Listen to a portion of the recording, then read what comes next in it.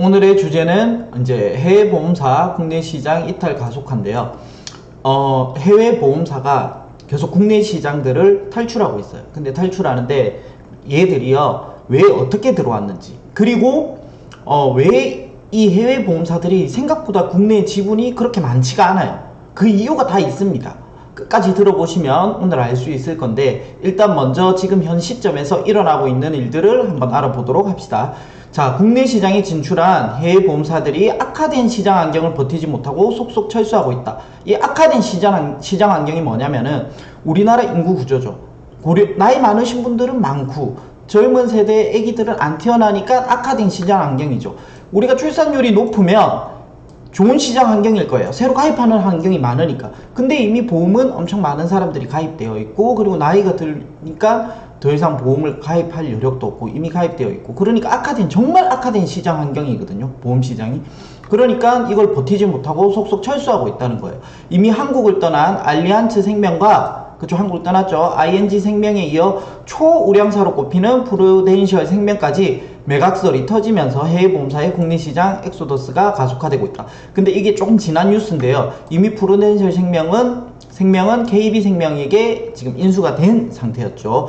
다만 이거를 가지고 온 이유는 앞에 말씀드린 것처럼 어떻게 해서 해외 보험사가 들어왔는데 얘네들이 왜 지분을 그렇게 크게 못 가지고 한국 시장 점유율이 약할 수밖에 없었던지, 없게 되었는지, 그걸 알아보기 위한 거죠. 자, 그러면 보시면은 국내 시장 진출 이후 대중 신입사원을 중심으로 한 판매 채널과, 이 뭐냐면 프루덴셜에 대한 이야기예요. 제일 처음에는 우리가 원래 보험 아줌마, 보통 이런 이미지가 있었잖아요. 근데 어느 순간 젊은 남자들이 딱 정장 입고 와가지고 정말 재무설계사처럼 딱 그런 이미지를 심어준 거예요, 프루덴셜이.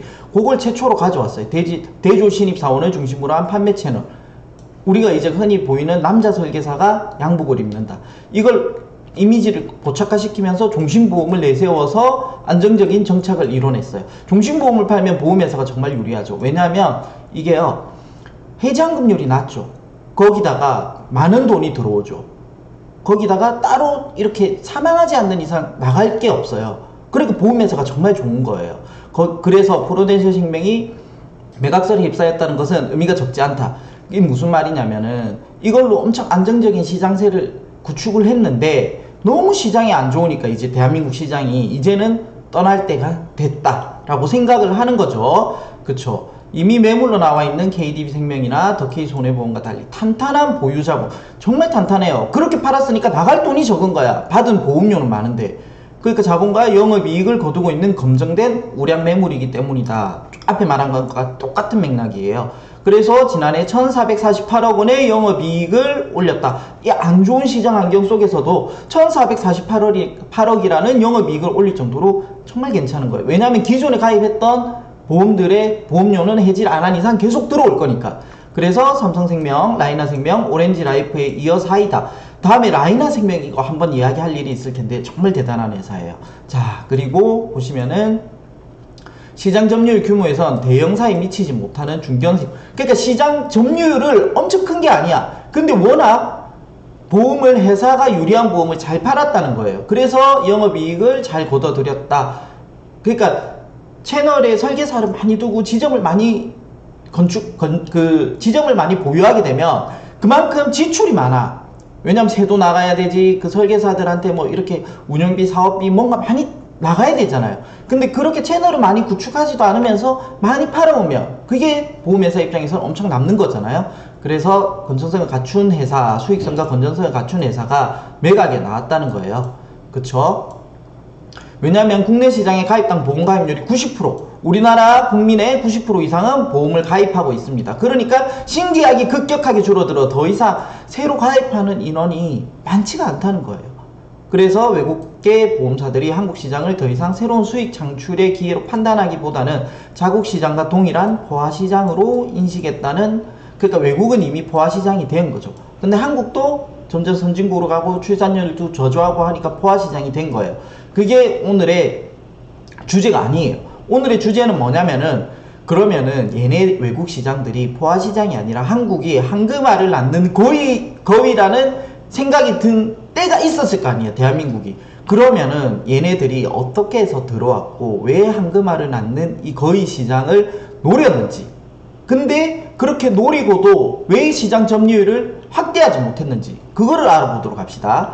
자, 80년대로 쭉 흘러갈게요. 80년대로 쭉 흘러가면 이 사진을 보시면 요분이 누구죠? 미국의 영화배우 출신이죠. 레이건 대통령입니다. 이분은 우리의 뻐꺼형이죠. 두 분이 정상회담을 합니다. 정상회담을 하면서 요분이 문 열어라고 하죠. 그래서 요분이 문 열어라고 하니까 압박을 못 견뎌서 문은 열어드릴게, 일단 문은 열어드릴게 한 거예요. 자, 그래서 어떻게 문을 여냐 보시면은, 자, 1차 보험시장 개방이라고 되어 있어요. 이제 이때 처음에 연 거예요. 80년대 이전, 이거는 뭐 그렇게 볼 필요 없어요. 그게 미군과 미국의 가족만을 대상으로, 그러니까 군인들을 대상으로만 한 거예요. 근데 문제는 뭐냐면은 이때예요. 83년에 레이건 대통령이 방한을 한 거예요. 방한을 해갖고 외국 보험사들의 지점 영업 환경 개선과 보험시장 개방을 이때 요구했어요.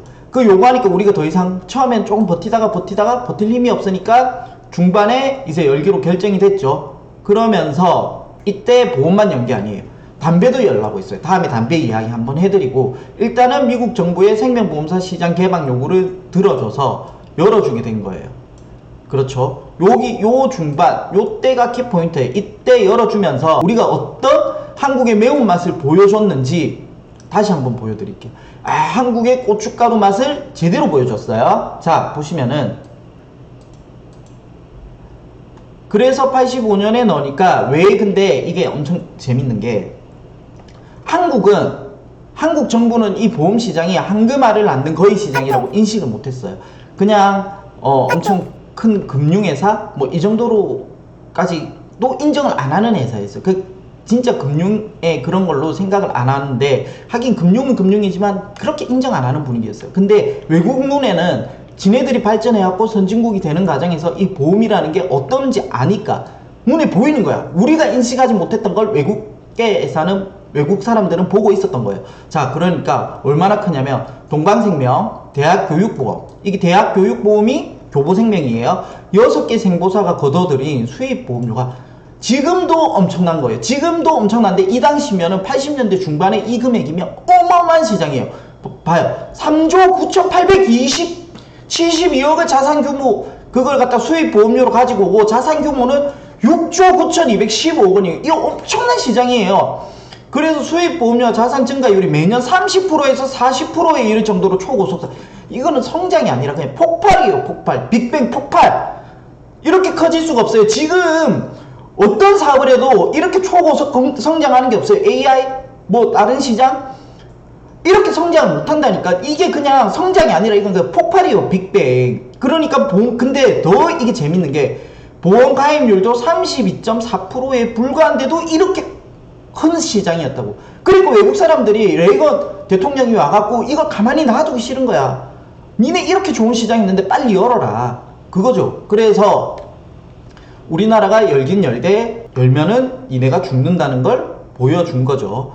어떻게 열면 죽는지 이제 보여드릴게요. 근데 이거를 사실은요, 보험회사만 차리기만 해도 돈을 벌었어요. 왜냐? 잘 보세요. 요 돈을 가지고 왔잖아. 요 돈을 가지고 와서 어떻게 해요? 보험회사는 돈을 굴릴 거 아니야. 3조 9,872억 원의 수입보험료를 굴릴 거 아니에요. 근데 지금은 투자하기가 쉽지 않잖아요. 은행 금리도 낮고, 뭐 주식시장도 변동이 따라가는 게 쉽지도 않고 그랬잖아요. 근데 이때는요, 정말 안정적으로 돈을 굴릴 수가 있었어요.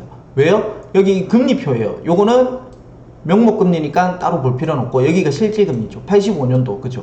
84년도 문 열어라고 했을 때쯤 은행에 돈만 넣어도 된다. 3조를 넣으면 7.7%, 7.2%, 7.2%, 7%대 이런 금리를 주니까, 그냥 이 돈 받아서 은행에만 넣어놔도 어마어마한 자산이 축적이 되니까 보험회사를 만들면 무조건 돈을 번다는 확신이 있었던 거예요. 이게 이 당시 우리나라 금리 상황이었으니까요.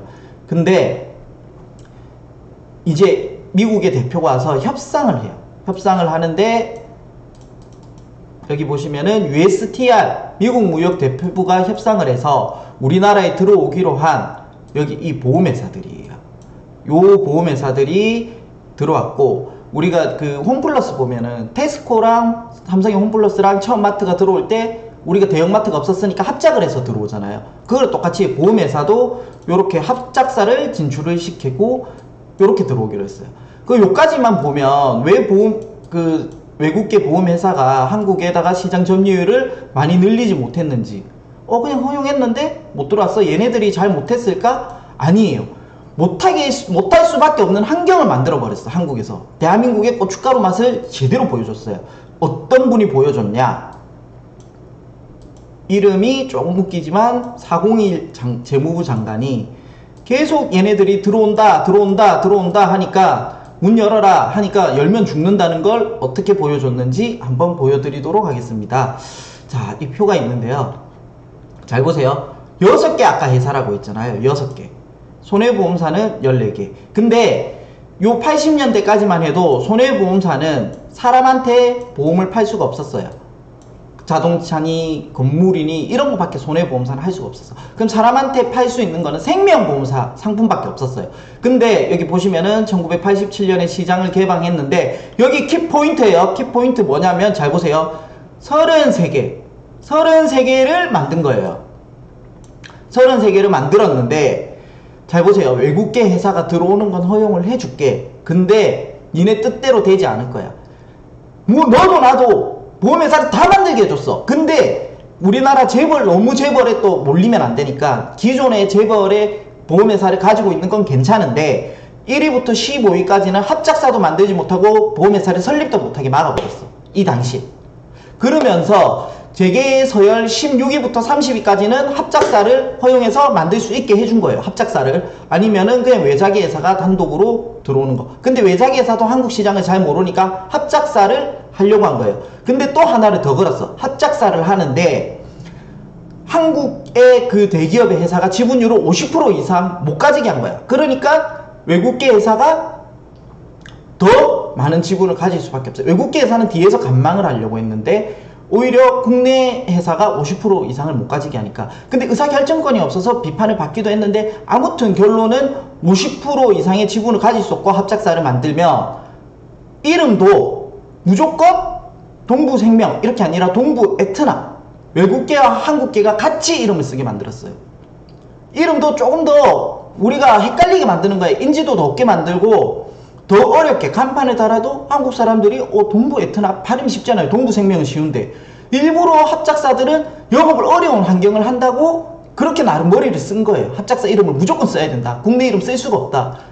그렇게 만든 거예요. 그러면서 제일 중요한 게 뭐예요? 다 만들어. 원래 이때까지만 해도 딱 그 풀을 무슨 상태로 만드냐면 20개가 맥시멈이라고 생각했어. 국내 시장 인구와 보험회사의 숫자가. 근데 이때 어떻게 만들어요? 33개를 만들으니까 너도 나도 다 죽으라는 거예요. 다 죽으라는 거예요. 그러니까 외국계 회사들이 서로 살파먹게 하고 완전 엄청난 경쟁을 시켜버린 거예요. 이게 한국의 고춧가루의 매운맛이죠. 얘네들이 한국이 이렇게 할 거라고는 생각을 못한 거야. 그냥 들어오면 돈 벌 거라고 생각했는데 33개라는 생보사를 만들어주니까 예상치 못한 거예요. 이 녹록치 않은데 너도 나도 다 가지고 있어 버리니까.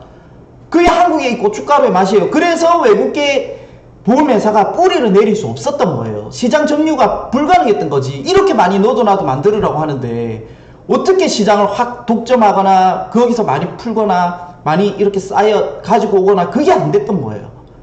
그래서 여기 보시면 보험회사 수가 점점 줄어드는 거예요.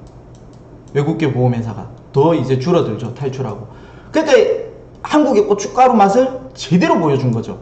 그래서 이름 보시면은 제가 조금 전에 말씀드렸듯이 아까도 말씀드렸지만 여기 보시면 에트나, 메트로폴리탄 요렇게 들어와요. 이렇게 들어온 회사들이 이름이 어떻게 되냐면 이런 이름을 쓸 수밖에 없어요. 동부생명이었죠. 그럼 동부에트나라고 썼어요. 동양베네피트, 코오롱 매트, 지금 매트라이프가 됐는데 또 보시면 코오롱 매트, 보려CM, 삼신, 오일스테이트 이름 얼마나 어려워요. 그냥 원래 삼신생명으로 하면은 엄청 쉬웠을 텐데 이것도 삼신 올스테이트. 저도 지금 발음이 안 될 정도로 어른들이 헷갈리고 인지도를 쉽게 못 가질 수 있는 이름을 강제적으로 쓰게 만들었어요. 영풍 메뉴라이프, 보험요요 이렇게 되는 거예요. 한국의 고춧가루의 매운맛을 외국인들이 제대로 맛본 거죠. 그렇게 해서 이제 점점 바뀌게 되는데, 어쨌든 외국계 회사가 제일 처음에 한국에 진출할 때 문 열어라고 했을 때 한국이 엄청 머리를 썼어요. 그 재무부 장관이, 사공희 재무부 장관이 처음부터 끝까지 이런 것들을 열어주면서 엄청나게 머리를 쓴 거예요. 외국계 회사들이 뿌리를 쉽게 내리지 못하도록. 그래서 그 기조가 쭉 이어오면서 외국계 보험회사가 한국의 시장 점유율을 확대하지 못한 기초를 여기서 만들었던 거예요. 바로. 그리고 보시면은 손해보험사는 상위 4개사가 오히려 점유율이 더 올라가죠. 왜냐면은 요 사이에 손해보험사도 이제 사람한테 팔 수 있는 재산보험이라는 걸 만들어요. 근데 생명보험사는 보시면은 요 점유율이 2000년도까지 79.9%까지 올라갔던 게 49.6%까지 떨어져요. 왜 그러냐면 바로 제가 늘 이야기하지만 정보가 오픈이 돼요. 그러니까 보니까 상위 3개 회사의 상품이 그렇게 좋지 않더라. 사람들의 인식이 이렇게 된 거예요. 비싸더라. 비교하게 되는 거예요. 그러니까 여기서 우리가 흔히 말하는 보험 리모델링이 되는 거예요. 그러니까 여기에 가입자들이 이렇게 많이 넘어가요. 그러니까 시장 보험회사 점유율이 떨어질 수밖에 없어요. 정보가 노출이 되는 거예요. 앞으로도 마찬가지일 거예요. 내가 진짜 보험을 가입하겠다 마음만 먹으면 많은 정보를 습득할 수가 있는 거예요. 그래서 약간 주제를 약간 벗어나긴 했지만 이렇게 말씀드린 이유는 요 표까지 한번 해석을 도와드린 거예요. 여기 보시면 외국사도 0.3%밖에 안 되죠. 그러다가 이제 정보가 조금 오픈되면서 아, 그렇게 나쁘지 않구나, 괜찮구나, 사람들이 조금 외국 보험사도 오래 있다 보니까 좀 인지가 올라가고, 그러니까 어때요? 점유율이 처음 들어왔을 때보다는 조금씩 올라갔어요. 지금 상당히 많이 올라갔죠. 얘네들은 빠지면서. 그죠? 그래서 외국계 보험회사가 우리나라에 뿌리를 내리기 어려웠던 이유는 요 시대에 이런 편법은 아니죠. 요런 작전을 기가 막히게 썼기 때문에 대한민국의 고춧가루를 제대로 맛본 거죠. 자, 오늘은 외국계 보험회사가 왜 한국에서 시장 점유율을 확대하지 못했는지에 대해서 설명을 드렸고요.